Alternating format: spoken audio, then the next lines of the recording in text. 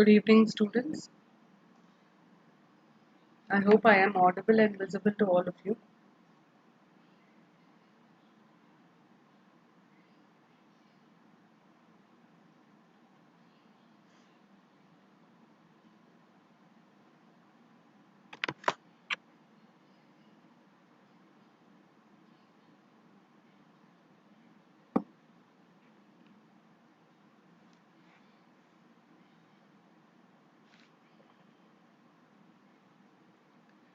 Okay, now before we begin, let me just introduce myself to all of you.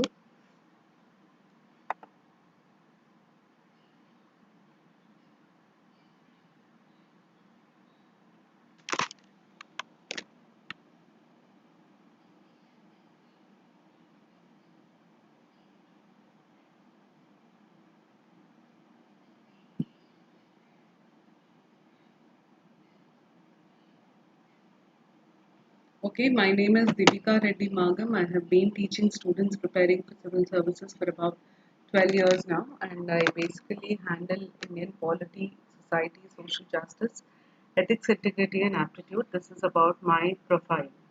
Okay, now moving on.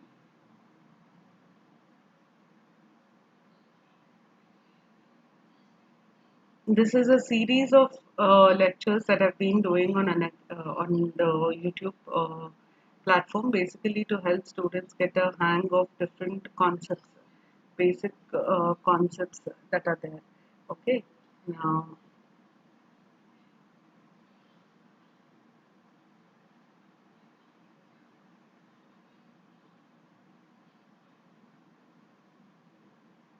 just give me a minute.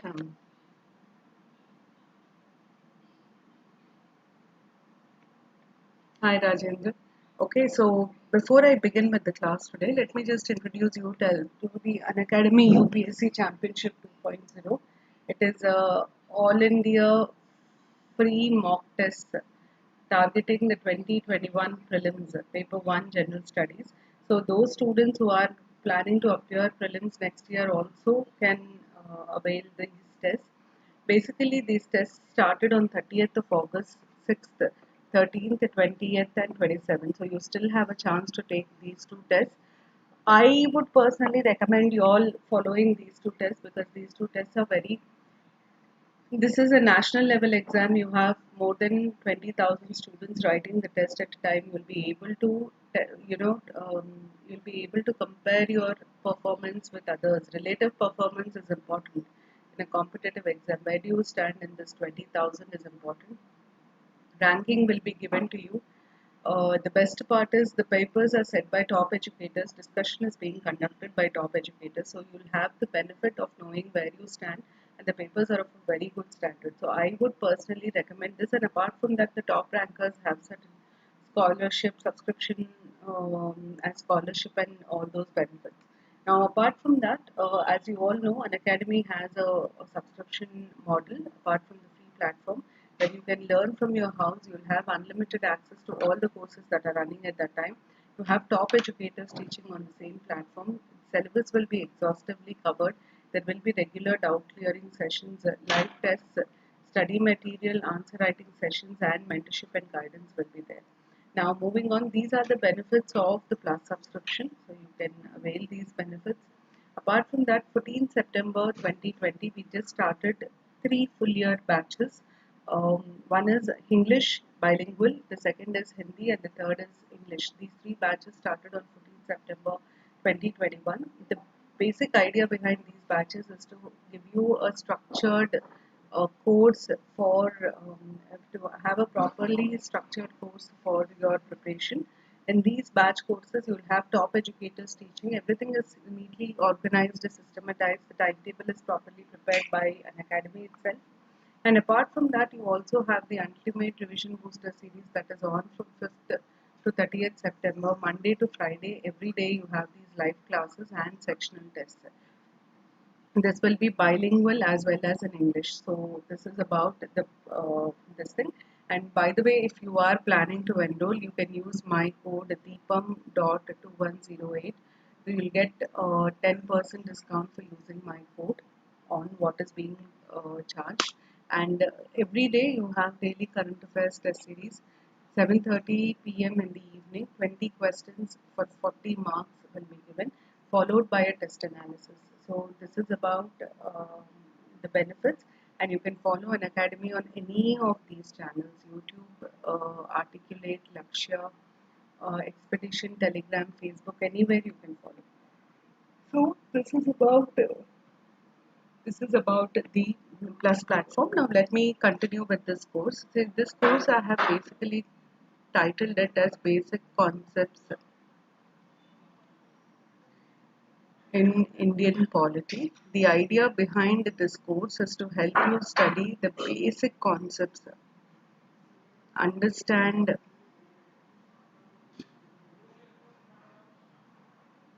the basic terms related to polity.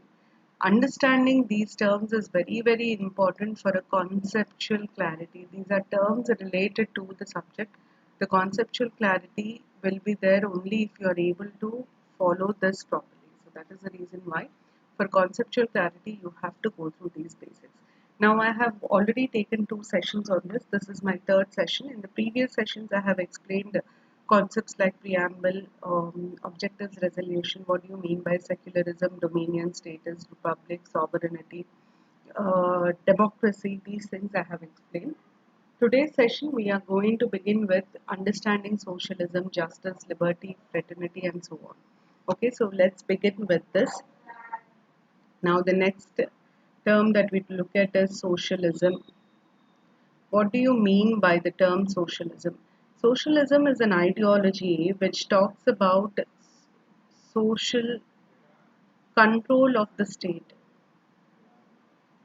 Control of the state. Okay. Now, basically, what happens is socialism is a idea where we say, we have communism is one extreme. Okay, socialism is a middle path. Okay, capitalism is the other extreme. Okay, capitalism is where you have a very limited government, very limited government, meaning government does not interfere with your economic activities. Government does not interfere with your economic activities. Capitalism is where government does not interfere with economic activities. You're free to earn. These are countries where you have right to property. You can amass as much as wealth as you want. It is based on the doctrine of laissez-faire. Okay. Socialism is where everything is controlled by government.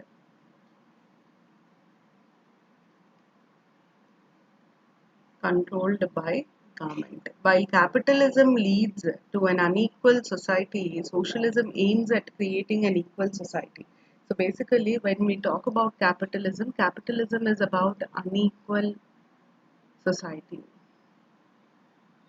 whereas socialism is about equal society. It aims to create an equal society.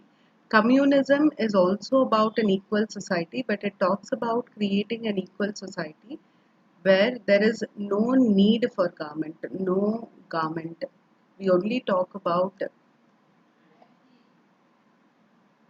community control. These are the purest understanding. This is the purest understanding of all these things. Okay, we talk about a community control, absolute control of the community. So this is called as communism. No government, community control will be there.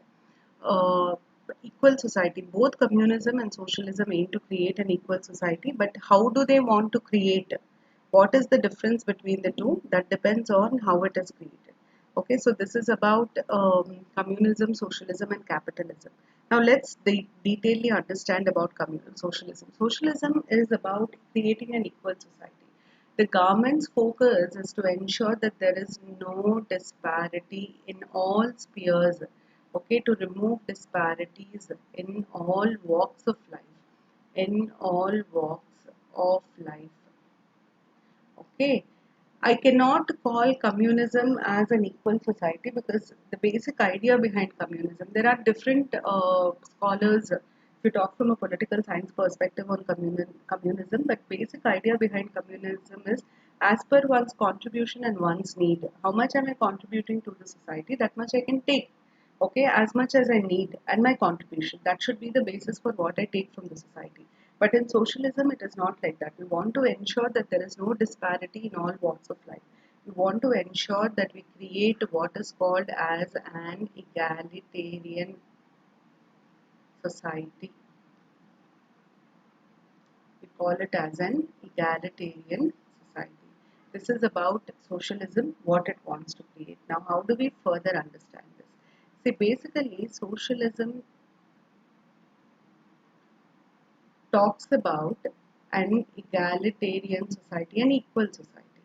Okay, and accordingly, there are two methods of creating an equal society. This is the end that we want to achieve, and this end can be achieved by two methods. One method is called as communistic socialism.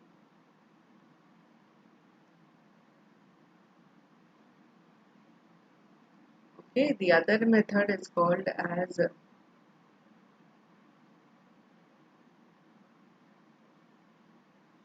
democratic socialism. Okay, communistic socialism is a combination of communism and socialism. Communistic socialism method, these are the means. In this, what happens is you have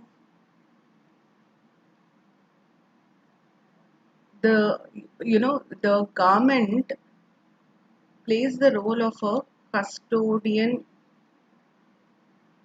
of all resources. And as custodian of all resources, it is the duty of the government must ensure that all citizens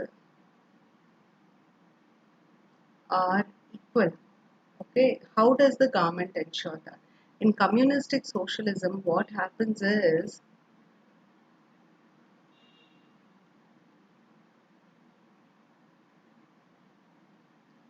this man has only 1 acre of land. Okay, whereas this man has 10 acres of land. Okay, this man has 5 acres of land. So I am not worried whether you are having 1 acre, 10 acres or 5 acres. But I want to ensure that all of you by the end of the day are at the same level economically, meaning your income is the same. So, in communistic socialism, we strive to achieve an equal end. We do not strive to achieve an equal beginning. So, when I say equal end, the focus here is to ensure that everybody gets the same. That is the reason what I'll do is I'll ask the 1 acre person to grow a crop which will give the maximum yield, the best cash crop. 10 acres person, I'll ask him to keep half of his land vacant and the rest half would be a food crop. For 5 acres, maybe I'll ask him to grow in 2.5 acres, grow a cash crop and keep the remaining vacant. So, this is how we are going to see 1 acre, 10 acres, 5 acres.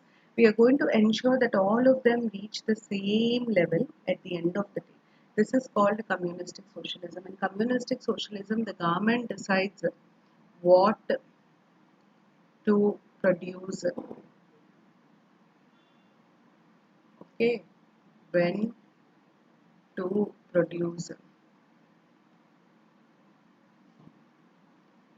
how much to produce, and at what price you are going to sell. The government will also decide what price it is going to be sold. This is about communistic socialism. Now, when we talk about democratic socialism talks about a level playing field.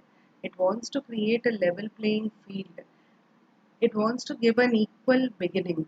Okay, from here, how do you progress? Will you run this much?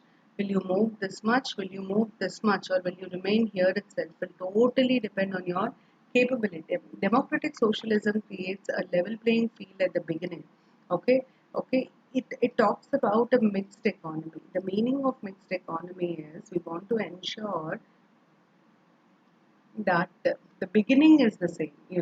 There is equal priority to both the private sector as well as public sector. Nobody should get an undue advantage. Everything will be the same. The rules and regulations will be same. How much would each of them prosper will totally depend on the effort that they put.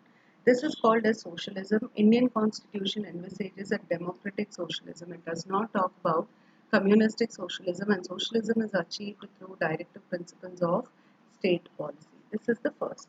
Now moving on, the next after socialism, the next term that I would like to discuss in relation is justice. Justice is a term which is often, interchangeably used with fairness and all that. But how do you define justice? What is justice? What is correct? What is wrong? How do you know what is justice? See, basically, justice is understood to be a balance between individual aspirations and societal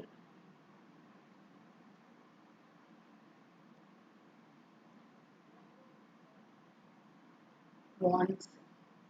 We want to strike a balance. We want to ensure that one side the individuals are taken care of, on the other side the larger goals of society is also taken care of. This is called as justice. Justice strikes a balance between individual aspirations and societal wants.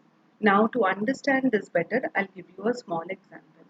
See, when you talk about your own family, okay, and you talk about, for example, you're discussing the menu for a event, a gathering in the family.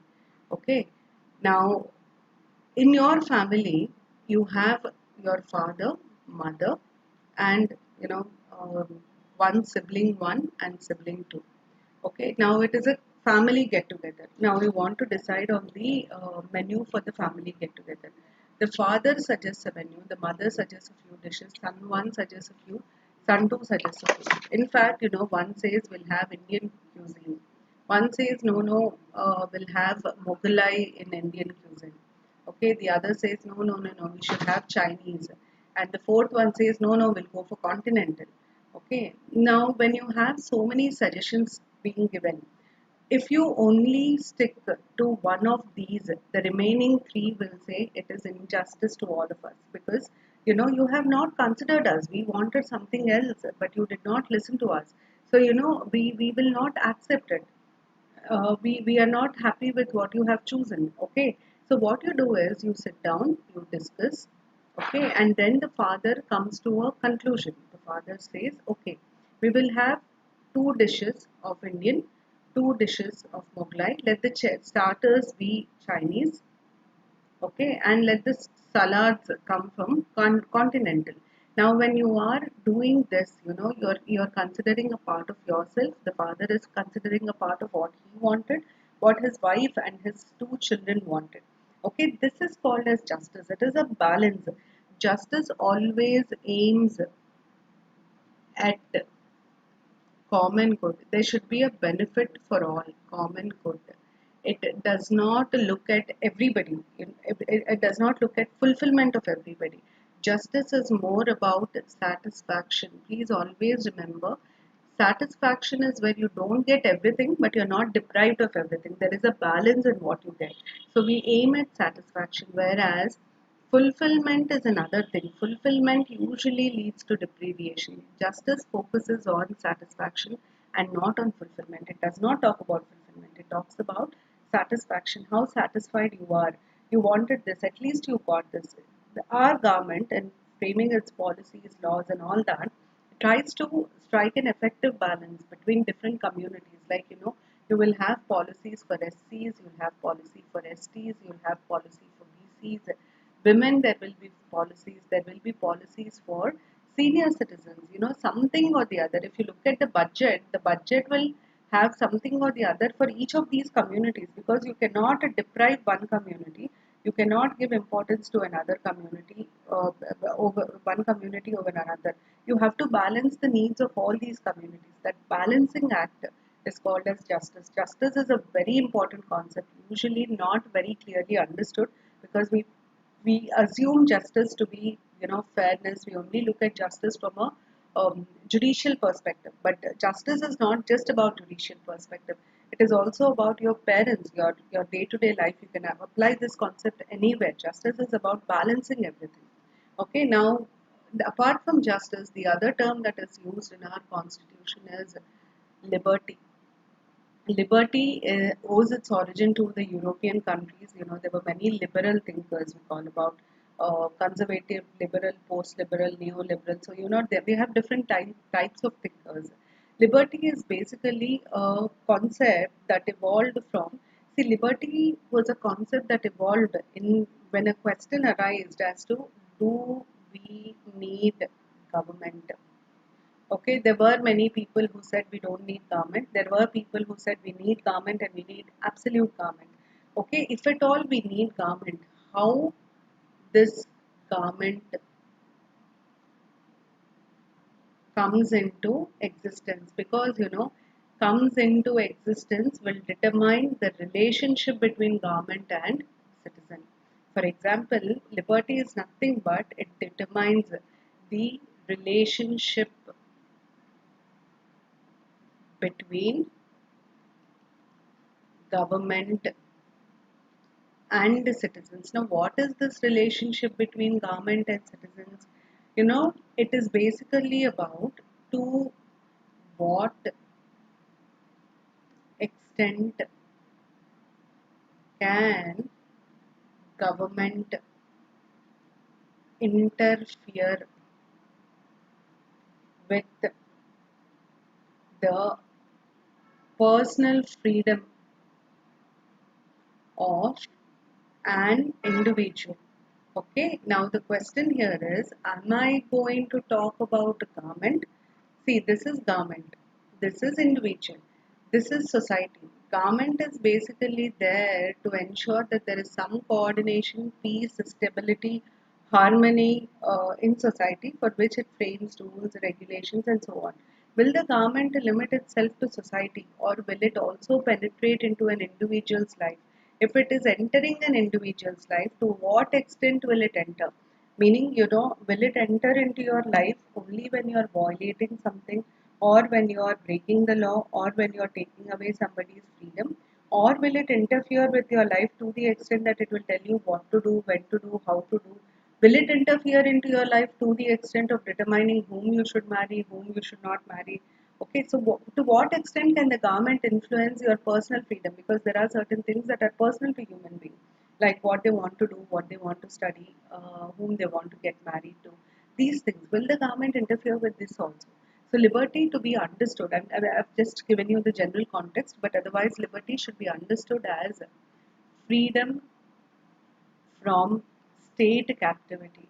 The reason why liberty is called as freedom from state captivity was because in the Western world, slavery was very, very common. So, and slavery was state promoted. So, basically, liberty was about freedom from slavery, freedom from the state promoted slavery. Okay, so liberty is freedom from state captivity. The literal meaning of it is, to what extent can the state interfere? There are different viewpoints. Some people say that, without state, people can't exist. Like people like Aristotle say that without state, people can't exist. Therefore, you need a state if you want to evolve yourself to the full potential. That state is very important for your stability. There are other people who say that, no, state is what we have created. So we will decide to what extent state will interfere with our life. That is called as the social contract. There are some people who say, no, the state is existing for our benefit. Okay, so it will have the right to control your life absolutely. Like, Plato talks about absolute control, Hobbes talks about absolute control. So, this is how each of them differ. So, finally, we have to understand liberty for general studies from a very general perspective, from the perspective of India. So, let's understand it from the perspective of India. What do you mean by liberty? See, liberty in India is freedom, okay, to lead one's life without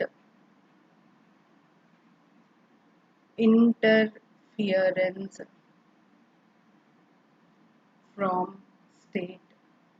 To what extent? You know, until one does not violate law. Beating your wife is a crime under the DB Act. Okay, but you beat your wife, you violate law, your liberty is lost, you are taken and thrown into the jail. Okay, until one does not interfere with others' rights. Basically, the laws are made to protect the others' rights with others' rights. You don't have any business to interfere with others' rights. Okay, this is the third one. Second one. The third very important aspect of liberty is about one does not violate law, one does not interfere with others' rights is the second one. The third is where we talk about liberty to the extent of not committing a crime against state. So you're a free individual. You can enjoy all your freedoms, you can enjoy all your rights as long as you don't interfere, you don't violate law, you don't commit a crime against the state. This is the meaning of the word liberty. It is a freedom from state captivity. It is restricted. It is not absolute freedom because in India also we have restrictions. Basically, the restrictions are in the interest of justice, in the interest of balancing everything. But there are states where you have very limited liberty. For example, take a state like North Korea. North Korea is usually considered to be an absolute state. What is the meaning of absolute state? Absolute state is one where you don't have any liberty. The other day, the North Korean premier announces, he gave an order that all people should give away their dogs for because there is a shortage of meat in North Korea. That is a simple order. Where is your liberty of having your own pet dog?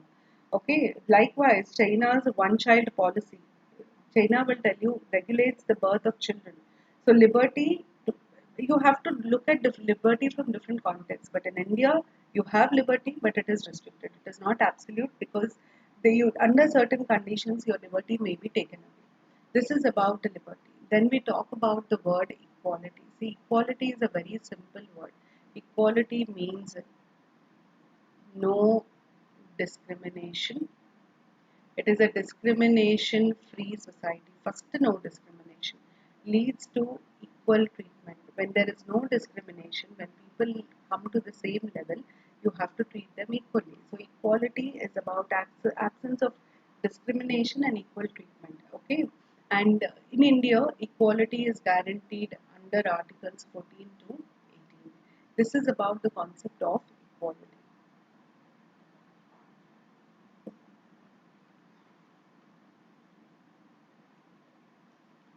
Fraternity is the next concept. Now, what do you mean by the word fraternity? Fraternity means common brotherhood. I know all of you know that it is common brotherhood. So, how do you understand this term, common brotherhood? Okay, common brotherhood is basically the meaning of the word common brotherhood is. See, fraternity is used for any group of people with at least one common attribute. It should have at least one common attribute. That common attribute can be, its profession. Okay. For example, we say doctors fraternity. Okay. Or they all belong to the same community. Student fraternity, we say. Okay. Students, all of them are studying. They are in the process of learning. Okay. Or they have a common race, religion, language. All Chinese almost look the same. They have a same race. Any country in the world will have either the same race or a language or a religion. Fraternity is very important because this common brotherhood, the feeling of we develops from common brotherhood. You know, this common attribute gives a feeling of we, gives a feeling of we. Okay, this feeling of we will lead to us ensuring, this feeling of we together, we all, okay, will lead to unity within the people. So to build unity, this common attribute is important. Okay, you take any country in the world, they'll either have a common race or language or religion. But unfortunately, India, because of its diversity, does not have anything like this. So what is fraternity in the Indian context? In the Indian context, fraternity is ensured through single citizenship. This common brotherhood is ensured through single citizenship because nationality is the only identity that all Indians have. Okay, nationality is the only common identity that we all have, is the only common identity that we all have. That is the reason why it is very important that we have single citizenship. You know, many a times this question comes as to why India, being a federal country, is having single citizenship. India, being a federal country, is having single citizenship because we need to ensure that there is common brotherhood. For that, we need to have single citizenship. Okay, now this is about fraternity. These are the most important words that we find in the preamble. So I thought I'll explain these words. Now let me move on to explaining the other aspects of our constitution and other terms. The next term that I would like to talk about is, I'm sure you must have heard a lot of times that they talk about a statute. This is a legal term.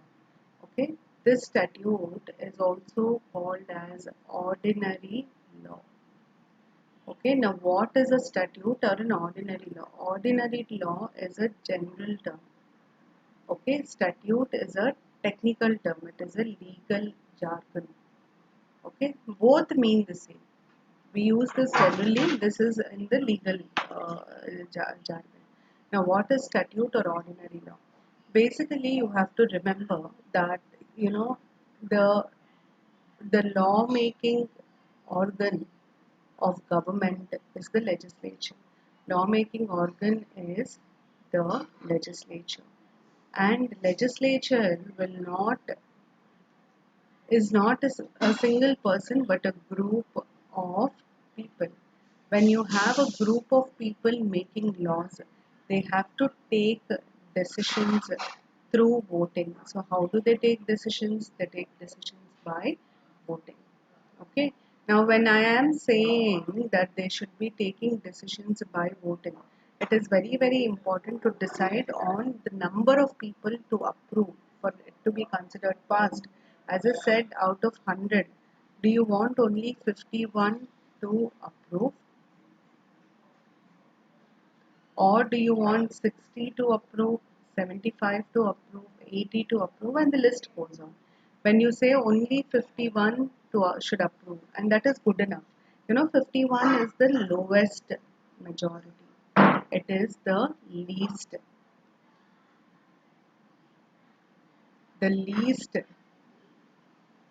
majority required. Now, any legal instrument that is enacted by the parliament with the lowest majority, which is formally known as simple majority. Okay, this simple majority is measured through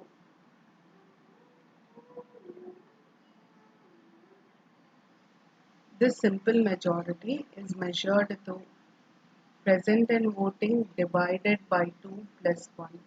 Okay, the number of people who are voting, we divide that with 2 plus 1. If any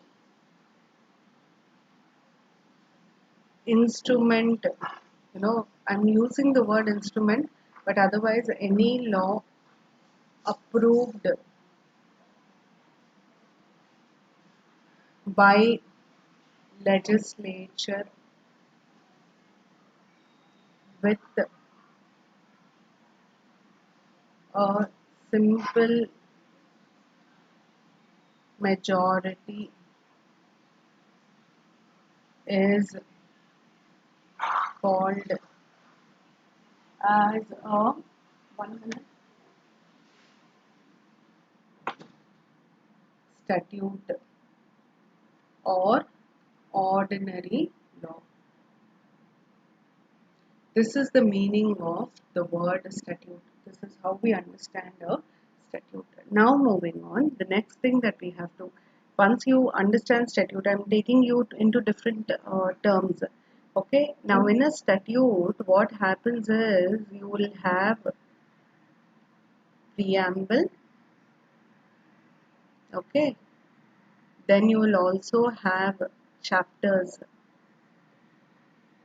and you will have sections, you will have schedules. Now you can compare these with the constitution. The terms, some of the terms will be the same, some of the terms will be different, so that we are able to distinguish.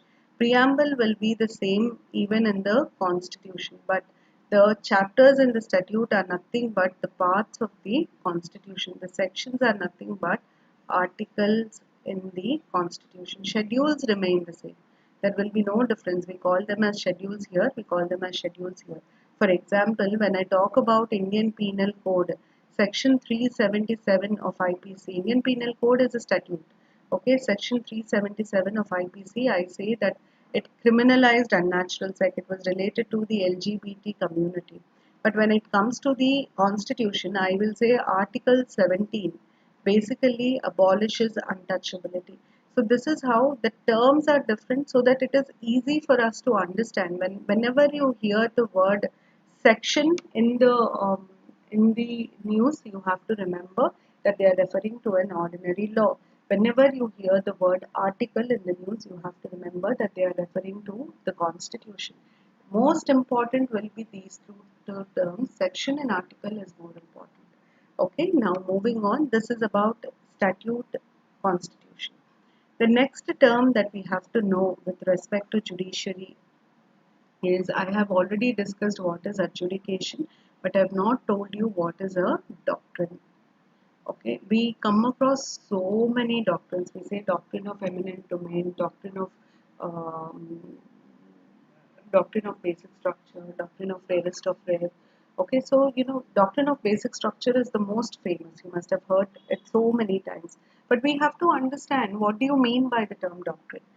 To understand the meaning of the term doctrine, we should first understand that judiciary role. What is the judiciary there for? The judiciary is there first for adjudication, nothing but resolving disputes. You want to solve disputes. Okay, the second is, judiciary is important because it interprets of constitution. See, it is practically not possible for anybody to write everything on paper or to explain everything. We might cater 90%, 85%, 95%, but 100% is not possible. Likewise, the constitution, what happens in the constitution is not everything can be written, because you can't envisage everything and write. And the second is, constitution leaves a little scope for the judiciary to interpret, because depending on the need of the situation, the judiciary can interpret and give meaning to the provisions of the constitution. The meaning of this is, when something is not clear, articles or provisions of constitution are not clear, we approach judiciary for clarity. For clarity. Okay, when we approach the judiciary for clarity, in giving its clarity. Doctrines will always be related to the constitution. You name a doctrine, I'll tell you which article it is related to. Every doctrine will be related to some article or the other to the constitution. Okay, doctrine is nothing but a clarity. You can take them as a set of principles or a single principle that is laid by the court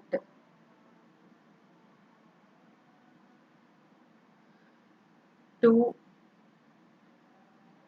clarify on the provisions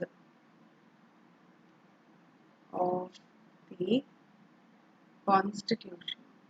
In order to clarify on the provisions of the Constitution, a set of principles are laid down by the Constitution. It can be a clarity on the provisions of the Constitution, or it could also be a way forward. We are stuck here. We don't know. The Constitution is only telling this much. To what should be the next thing? Where should I go next? That will also be clarified to me by Supreme Court and doctrines. For example, I can give you several examples for this. For example, doctrine of basic structure. Doctrine of basic structure is basically based on article. It is related to Article 368. Okay, it talks about limiting Parliament's power in amending the Constitution. Parliament's power to amend the Constitution. The debate goes like this. Article 368 empowers the Parliament to amend the Constitution. But I am not clear whether Parliament can amend everything. Does that mean that Parliament can change anything in the Constitution? Also remove the basic values of the Constitution, totally turn the Constitution around. This was a question raised, to which Supreme Court said, no, no, how can you do that? Because, you are only playing the role of a facilitator. You are only ensuring that the Constitution molds itself to the changing needs of society, but you cannot touch upon the core values. Then people asked, how do you ensure that Parliament does not touch upon the core values? Then the court says that yes, we are going to propose this doctrine of basic structure according to which you cannot change the core values of the Constitution. So, like this doctrine of basic structure is related to Article 368. Likewise, the doctrine of eclipse and doctrine of, I'll write the first one first, doctrine of severability and doctrine of eclipse are the two that we talk about. Both these come under judicial review. They are related to Article 12 of the Constitution. Okay, so this is about Article 12 of the Constitution. This is how doctrines are related. So this is the meaning of the word doctrine. Now moving on, the next term that we have to know is, see, we usually talk about Union of India, and there is also a reference to Territory of India. Do you know both the Union of India and Territory of India are actually defined by the Constitution.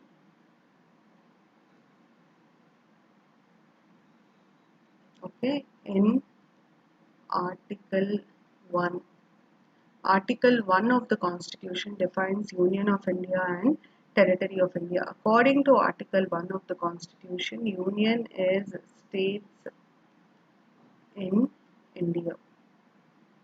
Okay, in Union we talk about the states in India. Territory of India is nothing but the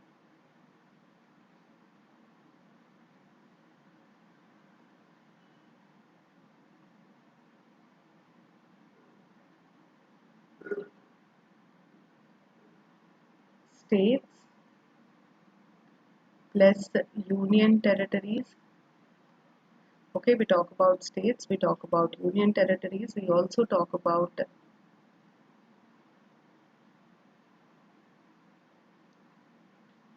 acquired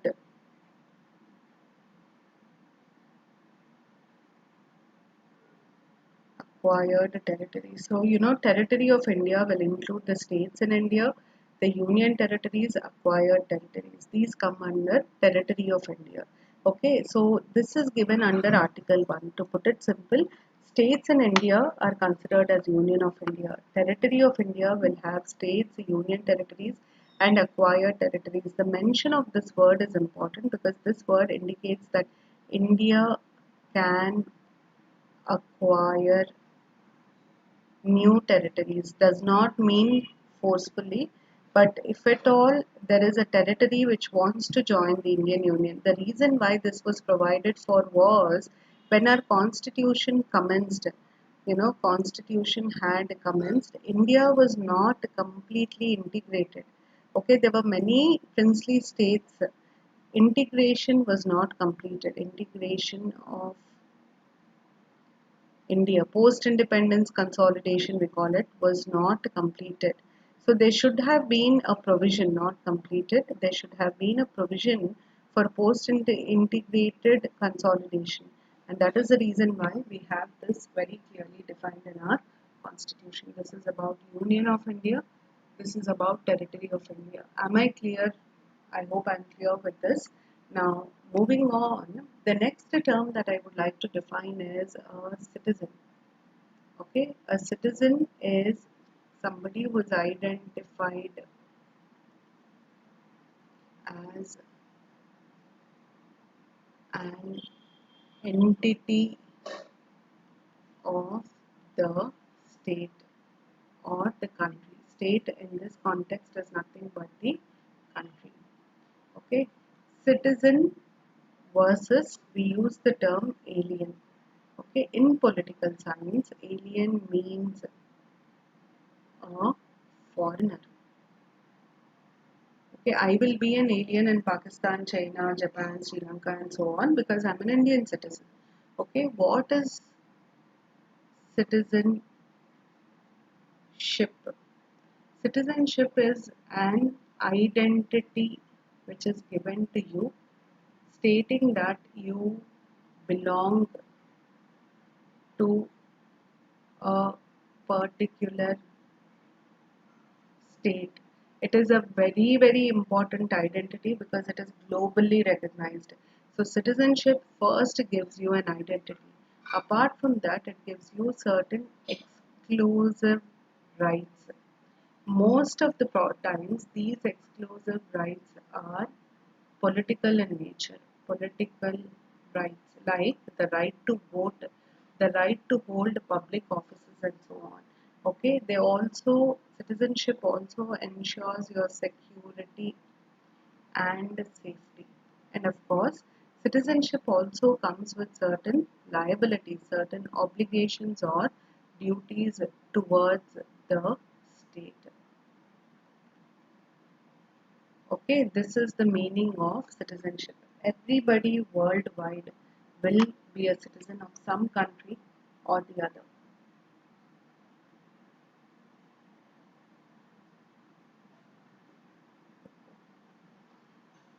Now, in general terms, we use a word called petition.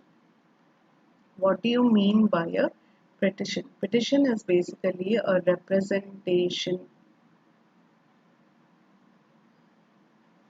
to the government. Okay, representation to the government where we are request the government to consider a plea. It could be anything, you can file a petition with the executive. You can go and give a petition to the collector. You can file a petition with legislature, even to the parliament. There is a parliamentary committee on petitions. Okay, and in judiciary, if you want to file a case, you have to file a case through a petition. Here it is file a case, a petition. Okay, executive, any request for action, okay, or corrections can be up in the form of a petition. Legislature also, there will be a request for actions. Okay, this is also called as a petition. So petition is about, can be filed with executive, legislature and judiciary. This is a general term that is used for representing to the government. It could be executive, it could be legislature, it could be judiciary. Okay, but when it comes to judiciary, we usually use the words review petition. What is a review petition? A review petition is court gave a judgment. Okay, then a petition is filed requesting the court to recheck its judgment. That is a review petition. Okay, then what is a curative petition? Curative petition is also in use. Okay, what is a curative petition? Curative petition is also the same. It is filed after a judgment is given. Court gave a judgment. Okay. However, a petition is filed. Petition is filed by the concerned parties. We are affected by it. Concerned parties to recheck. I'll give you an example, you'll understand better. Recheck its judgment. The best example for these two, two different examples. For review petition, it is in 2009, case against LGBT was filed by an NGO. Okay, but it was a Bangalore NAS Foundation. Okay, NAS Foundation filed it.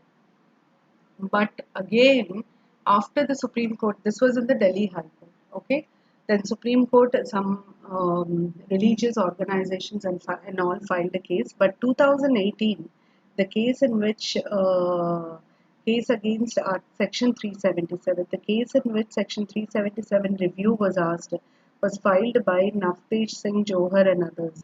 Navtej Singh Johar is different from the NAS Foundation. It was a review petition. You have given a judgment. Please check the judgment and give us, please ensure justice. That is Navtej Singh Johar judgment. Curative petition is the case of Sabarimala. The Sabarimala judgment, because of the Sabarimala judgment, the temple has got affected. So the temple itself filed a curative petition. The curative petition has been accepted by the Supreme Court. The Supreme Court is likely to give a judgment. This is called as a curative petition and review petition. So these are the different terms that we use in the court. Tomorrow what I'm going to do is I'm going to continue with the judiciary related terms, and then I'm going to take a few more terms that we generally use with reference to the polity, who is a speaker, who is a chairman. Then I'm going to tell you about certain terms that we use in court. What is in parliament? What is a political party, and so on. These things I'm going to discuss tomorrow. Do join me. Status quo means, it is status quo Indian, means same status, no change. What I told you before, I am telling you the same. No change in my stand. No change in my stand. That is the meaning. Okay. So on this note, I wind off today's session. I hope to see you all again. Join me for tomorrow's session without fail. Thank you, and I'll see you tomorrow.